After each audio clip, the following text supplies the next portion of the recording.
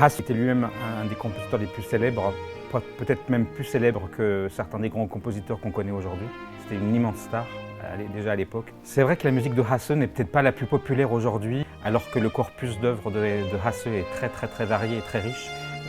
Son langage est peut-être aujourd'hui considéré un petit peu comme un peu plus naïf, un peu plus simple d'écriture, mais sa musique est empreinte d'un mélodisme et d'une science du bel canto qui lui est propre et qui l'a rendu totalement célèbre à l'époque.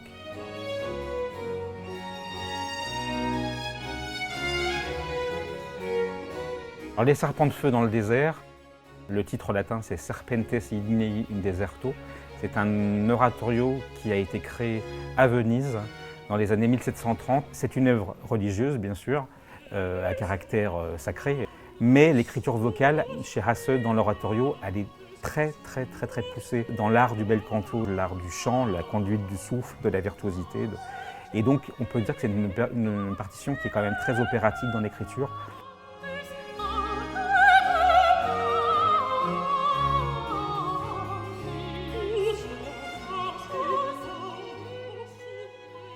Hasse va composer cette œuvre pour ce qu'on appelait à l'époque à Venise les ospedales, qui étaient donc des institutions qui permettaient aux jeunes filles pauvres et orphelines de pouvoir apprendre la musique à un très haut niveau. Et donc cette œuvre a été à l'origine créée par des femmes, uniquement des voix de femmes. Nous avons fait un choix un petit peu différent d'interprétation, puisque nous avons décidé de confier tous les rôles masculins à des voix de contre-ténor.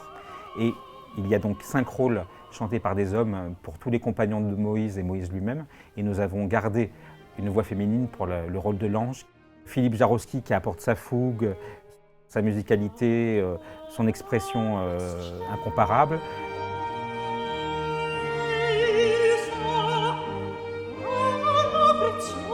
Bruno Dessat qui apporte le côté du lyrisme éthéré et des suraigus qui sont écrits pour la partie de Josué.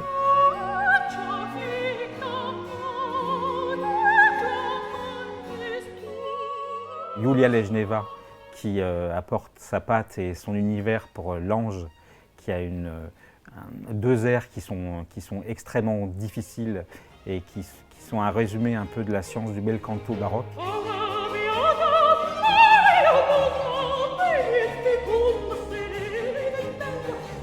Et puis on a aussi Jakub Orlinski qui apporte cette passion, cette fougue à Nathanaël dans son unique air d'ailleurs de l'oratorio.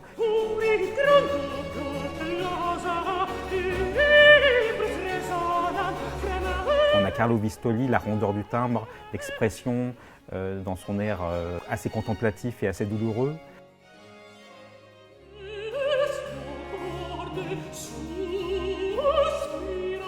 On a David Hansen qui apporte aussi sa virtuosité dans le premier air et l'agitation de la souffrance du personnage.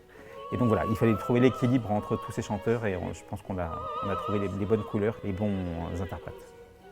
Ils apportent leur univers, ils apportent leur science du chant. Et ce qui est très intéressant, c'est d'arriver à construire avec tous ces gens-là une œuvre entière et de trouver l'architecture et la tension dramatique tout au long de l'œuvre.